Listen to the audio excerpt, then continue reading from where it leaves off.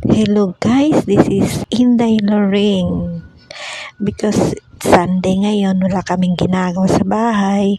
Kaya pumunta kami ng simbahan. Kasama ng asawa ko. Minsan lang kasi kaming walang trabaho. Kaya nag-spend time kami ngayon. Ayan.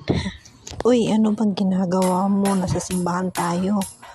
Hala, kang magkaganyan.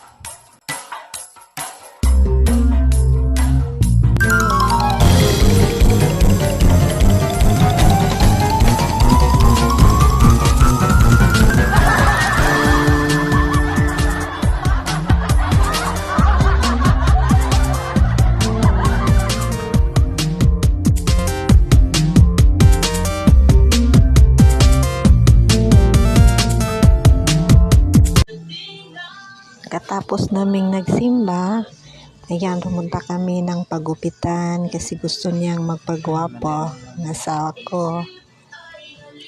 Ayan. Magpagupit kami.